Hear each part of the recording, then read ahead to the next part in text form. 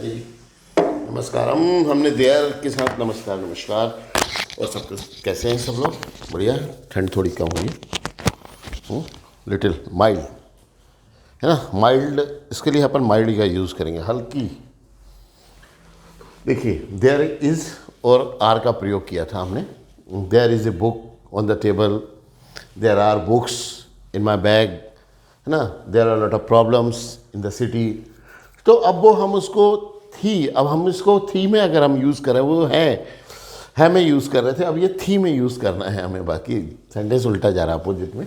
तो हम बोलेंगे there was a car in the river. एक कार जो नदी में दिखी तो लोगों ने कहा there was a car in the river, मतलब उस समय जो थी वहाँ पर एक कार थी। तो ये देयर का हम प्रयोग करते हैं एग्जिस्टेंस शो करने के लिए, मतलब कहीं पर कोई चीज़ है उसका प्रयोग करने के लिए हम ये करते हैं। मुझे कुछ लोग बता रहे थे कि आप सब पूरा इंग्लिश को हिंदी में पढ़ा रहे हैं, मतलब वो आपकी इंग्लिश की क्लास कम हिंदी की क्लासेस ज़्यादा लगती। तो मैं आपको बताना चाहता हूँ कि भाई मेरा जो टीचिंग मेथोडोलॉजी है, वो मेरा पूरा प्रोजेक्शन जो है वो मेरा हिंदी मीडियम स्टूडेंट्स के लिए ही है। और हिंदी मीडियम में भी वो student who are struggling to learn to improve to speak English, वो विद्यार्थी जो संघर्ष कर रहा है इंग्लिश को पकड़ने के लिए, सीखने के लिए, समझने के लिए, उनके लिए मैं इंग्लिश के लिए यूट्यूब चैनल पे मेहनत कर रहा हूँ। और मेरा ये टारगेट, इसीलिए मैं स्टूडेंट्स को बार बार ये बोलता हूँ कि आप इस चीज़ को ज़्यादा से ज़्यादा उन लोगों के बीच में फैलाएं और कम्युनिकेट करें, अपने दोस्तों को बताएं, क्योंकि इससे आपको बेनिफिट होगा। आने वाले समय में आप उनके साथ जब हम स्पोकन इंग्लिश की प्रैक्टिसेस करेंगे तो हमें काफ़ी उसमें सहायता मिलेगी। इसलिए मेरा आपसे लोगों से सबसे कहना है कि ज़्यादा से ज़्यादा लोगों को इस चैनल के बारे में जानकारी दें, सब्सक्राइब करवाएं लोगों से, ज़्यादा से ज़्यादा लोग वीडियो देख रहे हैं लोग वीडियो, मुझे बहुत अच्छा लग रहा है।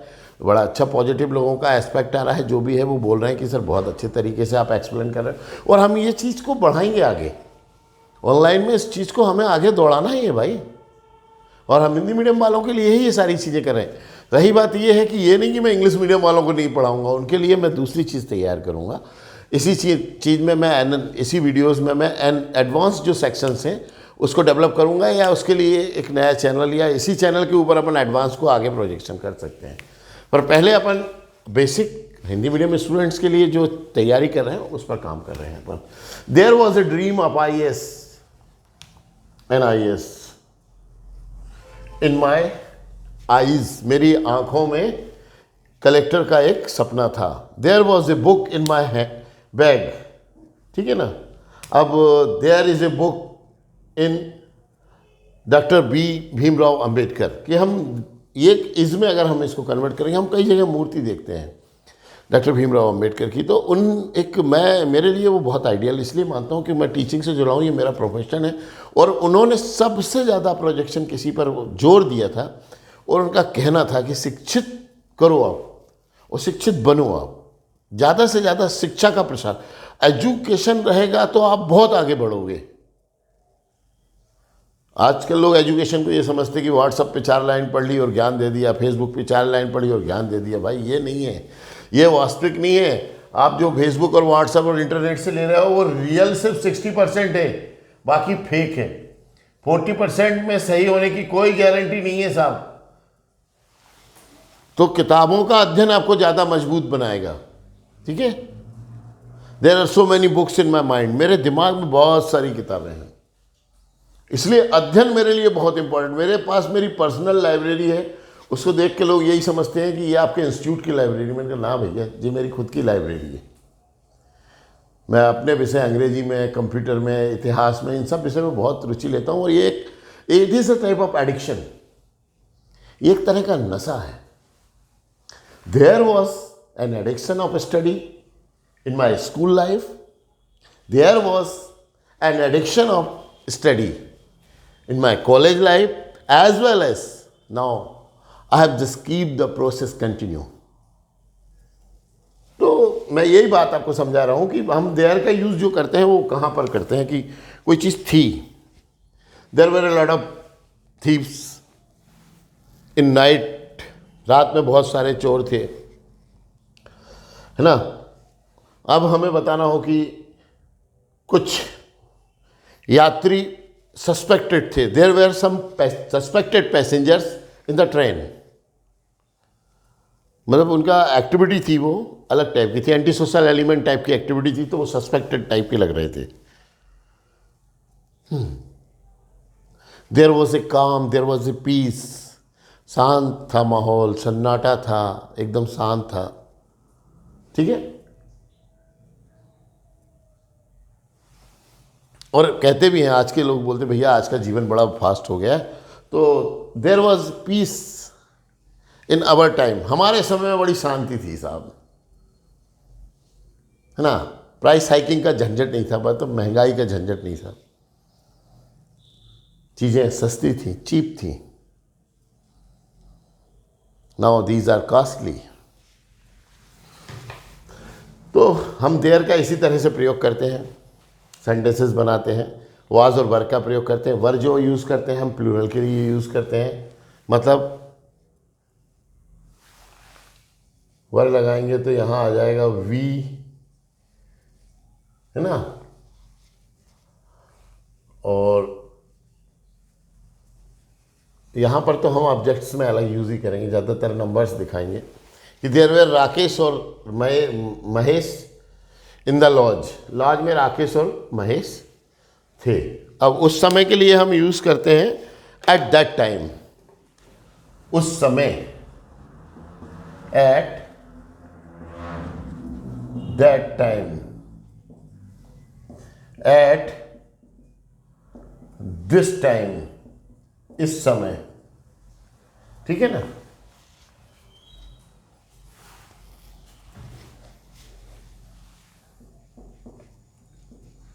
इन द निक ऑफ टाइम, एन वक्त पर। In the nick of time का मतलब होता है एन वक्त पर। ठीक। तो ये इस तरह के कुछ सेंटेंसेस हैं जिनको आपको तैयार करना है। और ये वाज हो गया। अब ये हिंदी में तो हमने बना लिया कि समस्याएं थी, तो there were the problems in my study time. ठीक है, ये बना लिया आपने। पर इसको हमें प्लूरल में कैसे करेंगे हम? अब प्लूरल में करने जाएंगे तो आप वो देखिएगा, है ना। ठीक है, अब हमें प्लूरल में बनाएंगे आगे के सेंटेंस में।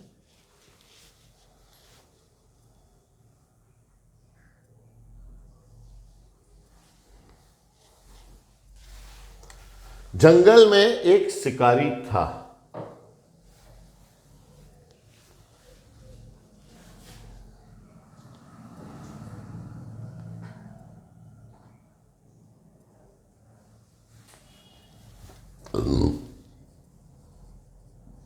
There was a hunter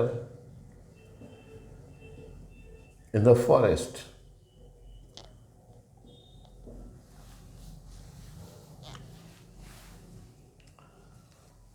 हवाओं में ताजगी थी, अनकाउंटेबल है, गिन नहीं सकते हैं।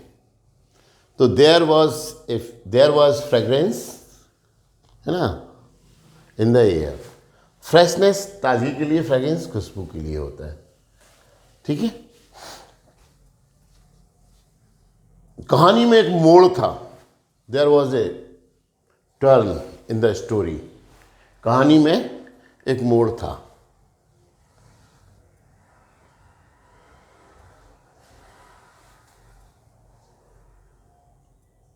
मेरी जिंदगी में बहुत उतार चढ़ाव थे, बहुत लोग बोलते हैं ऐसा, है ना। बहुत सारे उतार चढ़ाव थे, तो उनके लिए बोलते हैं ups and downs. Ups and downs का मतलब ही नहीं तो ऊपर नीचे आना, अप एंड डाउन होता है ऊपर नीचे, पर अप्स एंड डाउन्स का मतलब हो जाता है जीवन के उतार चढ़ाव। कभी जीवन मस्त गया तो कभी पस्त गया। आप समझ गए मेरा मस्त और पस्त से? आदमी जब काम में बहुत संघर्ष कर रहा होता है तो वो उसका ड्यूरेशन कहलाता है पस्त।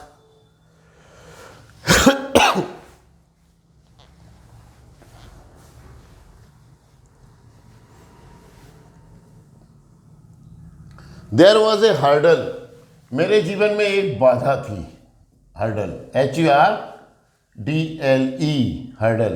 भाई ये शब्दों को जरा जरा अच्छे से पकड़ते जाना आप लोग जब भी पढ़ते हैं। तो there was a hurdle in my life, there was a hurdle in my life.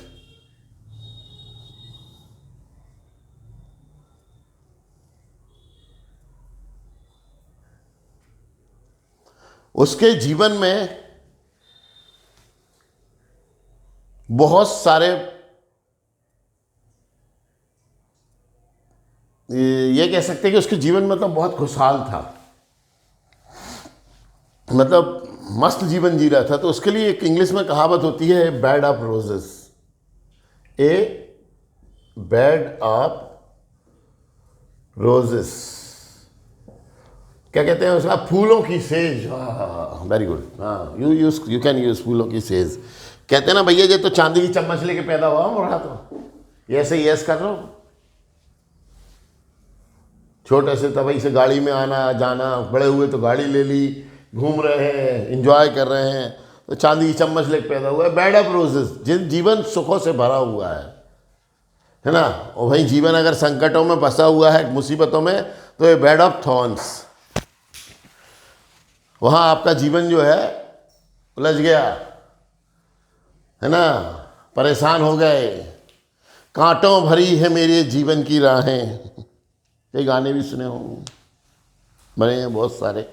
तो वो यही है कि फूलों का सेज है मेरा जीवन और कांटों भरी है मेरे जीवन की राहें। समझ गए आप?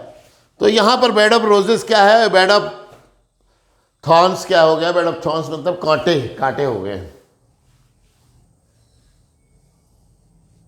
अप एंड डाउन क्या हुआ जीवन में, मेरे कई उतार चढ़ाव हैं। In the nick of time there was a great entry of actors.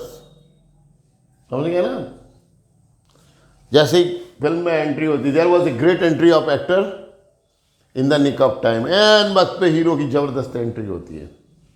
ऐसा ही होता है, इसको इंग्लिश में बोलते हैं साहब क्लाइमैक्स। फिल्म का क्लाइमैक्स यहीं आता है। हीरो की माँ दरवाजे के बाद खंबे से बंधी हुई है, बाप भी खंबे से बंधा हुआ है, बहन भी बंधी हुई है, छोटा भाई भी बंधा हुआ है, सब मिलते हैं वहाँ, एक दूसरे को पहचान जाते हैं। वो चिन्ह देख लेते हैं हाथ में, हीरो के भाई का कपड़ा फट गया है शर्ट का, तो उसको भी दिखाई दे रहा है कि उसका एक ओम बना है, उसके बाप का भी ओम बना है। वो एक दूसरे को पहचान जाते, चीखने चिल्ला लगते। हीरो आता है, हीरो को भी याद आ जाता है कि मेरे भाई और बाप के हाथ में ओम है।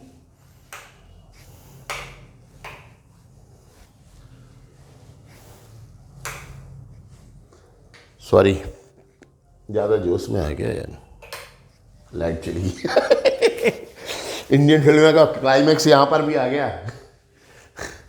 तो इसको बोलते हैं क्लाइमैक्स, पराकाष्ठा। हिंदी का एक शब्द बड़ा अच्छा, पराकाष्ठा।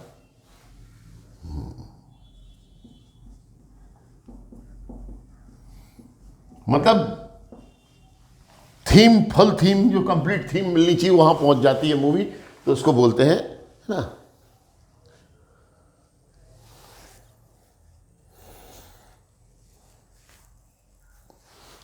और एक शब्द बड़ा अच्छा मैं आपको बना के बताता हूं, याद रखिएगा, हिंदी उसकी सुन के आपको मजा आएगा। चलिए यहीं लिख देता हूं, FOR, फॉर आपको मालूम के लिए होता है, और गेट यानी होता है मिलना, पर दोनों को साथ आप रख दो तो हो जाता है भूलना। ठीक है, फॉरगेट तो भूलने योग्य, फॉरगेट एबल, फिर आगे लगा दिया अपन ने अन, अब हो गया ये अनफॉरगेटेबल। तो there was an unforgettable movement in that drama. उस ड्रामा में एक ऐसा न भूलने वाला क्षण आया था। अब इसके लिए हिंदी में एक शब्द बहुत प्यारा है। क्या शब्द है? अनफॉरगेटेबल के लिए अविस्मरणीय। क्या होता है?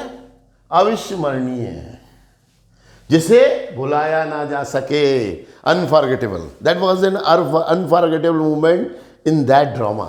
वो ड्रामा में ऐसा जो सीन था, वो रियली में लाइफ में कभी भुलाया नहीं जा सकता है। बड़ा ट्रेजिक, ट्रेजिक मतलब होता है ट्रेजिडी, TRAGIC, ट्रेजिक किंग कहते हैं किसी किसी को फिल्मों में, जैसे राजकुमार, उसकी फिल्म पूरी ट्रेजिक से भरी, ट्रेजिडी से भरी होती है। बड़ी अजीब अजीब ऐसी घटनाएं जो दुख को पैदा करती हैं, एक दूसरे से जुड़ी रहती हैं, ट्रेजिडी। तो ऐसी कहते हैं उसकी लाइफ में एक ट्रेजिडी घटती, तो ट्रेजिक सीन आया था, तो इसको हम ट्रेजिक बोलते हैं। ठीक है, तो there was a tragic scene in that drama. ऐसा ट्रेजिक सीन था जो हमको बड़ा विचलित कर गया भाई। राजेंद्र कुमार का नाम तो सबने सुना होगा, बड़ा ट्रेजिडी किंग बोले हैं, इसलिए फिल्मों में एक गाना था, ये मारे तो धर्मेंद्र, नाचे तो जितेंद्र, रोए तो राजेंद्र। तो वो एक कैरेक्टर ऐसा बना हुआ था उनका कि वो ट्रेजिडी किंग कहला गए। ठीक है, तो ट्रेजिडी जो वर्ड है इसी से बना हुआ है, ट्रैजिक से। ओके, अब हम आज की क्लास समाप्त करते हैं। और कुछ आप लोग सजेशन मुझे बता रहे थे, मैंने बीच में कुछ आज वर्ड्स फिट कर दिए 10-15। तो आप जब भी इस वीडियो को देखें तो एक काम जरूर करें कि इस वीडियो से ये वर्ड्स जरूर निकाल लें और अपने आप वर्ड पावर का जो भी चार्ट मटेरियल या नोट्स है आपके पास उसमें फिट कर दें। यह आने वाले समय में आपको बहुत काम आएगा।